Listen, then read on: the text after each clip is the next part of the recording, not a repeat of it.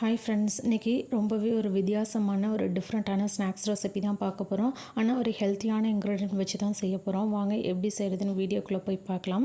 First இந்த recipe செய்கிறதுக்கு நான் இன்றைக்கி ஒரு 1 கப் அவுல நல்லா தண்ணி ஊற்றி வாஷ் பண்ணிவிட்டு அதை ஒரு 10 நிமிஷம் போல் ஊற வச்சுருந்தேன். இந்த மாதிரி கைனால் மசிக்கிற அளவுக்கு இருந்தால் போதும். இப்போ இதை ஒரு மிக்ஸி ஜாருக்கு சேர்த்து நான் கொஞ்சமாக தண்ணி ஊற்றி நல்லா ஒரு ஃபைன் பேஸ்ட்டாக அரைச்சி எடுத்துகிட்டு வரேன். நீங்கள் நிறையா தண்ணி ஊற்றி அரைச்சாலும் பரவாயில்ல, நம்ம திரும்பவும் மாவு சேர்க்க தான் போகிறோம். இப்போது இந்த மாதிரி நான் அரைச்சி எடுத்துகிட்டு வந்ததை இன்னொரு பவுலில் நான் சேர்த்துக்கிறேன்.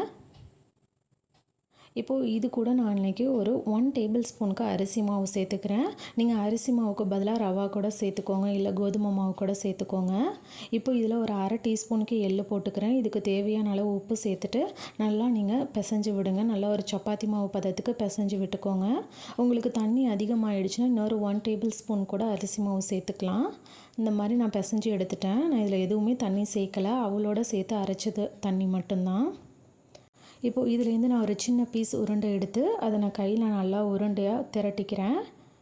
இப்போது எனக்கு இந்த மாதிரி பால் ஷேப்பில் வந்திருக்கு. இதில் என்னோடய கட்டை விரலை வச்சு ஒரு ஹோல் போட்டுக்கிறேன்.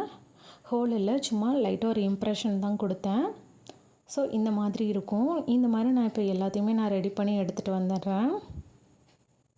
உங்களுக்கு எந்த ஷேப்பில் வேணுமோ அந்த ஷேப்பில் எடுத்துக்கோங்க. உங்களுக்கு பால் ஷேப் ஓகேனா அதே ஷேப்பில் கூட வச்சுக்கோங்க. நான் இந்த மாதிரி கொடுக்க போகிறேன் இன்றைக்கி. ஸோ இப்போ நான் இந்த மாதிரி ரெடி பண்ணிவிட்டேன். இதை நம்ம இட்லி பானையில் வச்சு ஒரு 10 நிமிஷம் வேக வச்சு எடுக்கலாம். நல்லா தண்ணி கொதி வந்ததுக்கப்புறம் வைங்க. நல்லா தண்ணி கொதி வந்ததுக்கப்புறம் வச்சிங்கன்னா ஒரு 10 நிமிஷம் போதும். இப்போ எனக்கு ஒரு 10 நிமிஷம் ஆயிடுச்சு.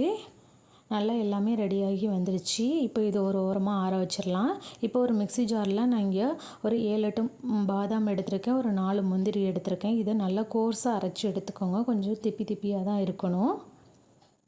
இப்போ இதையும் ஒரு ஓரமாக வச்சுட்டு இன்னொரு பேனில் நான் இன்றைக்கி ஒரு டேபிள் ஸ்பூனுக்கு ஒயிட் சுகர் சேர்த்துருக்கேன்.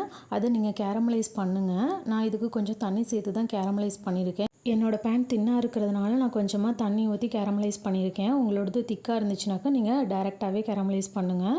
இப்போது இந்த மாதிரி கலர் சேஞ்ச் ஆனதுக்கப்புறம் அதில் 1 கிளாஸ் நான் நல்லா காய்ச்சி ஆற வச்ச பால் சேர்த்துருக்கேன். அதை சேர்த்ததுக்கப்புறம் உங்களுக்கு கீழே உள்ள சர்க்கரையெல்லாம் நல்லா கட்டிப்பட்டுரும். அதனால் பயப்பட வேணாம். கொஞ்சம் நேரம் நல்லா கிண்டி விட்டிங்கன்னா உங்களுக்கு அது நல்லாவே கரைஞ்சி வந்துடும். நம்ம கேரமலைஸ் பண்ணியிருக்கிறதுனால அது உங்களுக்கு கட்டிப்பட்டுருச்சு. இப்போ இதில் நம்ம ஆல்ரெடி அரைச்சி வச்சுருக்க பவுடரை சேர்த்துக்கலாம்.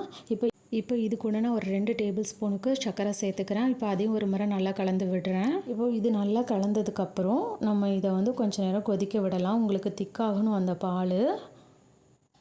நம்ம சேர்த்துருக்க அந்த பாதாம் முந்திரினால் அந்த பால் நல்லாவே திக்காகும். இப்போ எனக்கு ஓரளவுக்கு நல்லா திக்காகிடுச்சு. இதில் நான் தட்டி வச்சுருக்க ஏலக்காய் பவுடர் சேர்த்துட்றேன். அதையும் ஒரு முறை நல்லா கலந்து விட்டுட்டு இதில் ஒரு 2 டேபிள் ஸ்பூனுக்கு நான் துருவின தேங்காய் வச்சுருக்கேன், அதையும் சேர்த்துக்கிறேன்.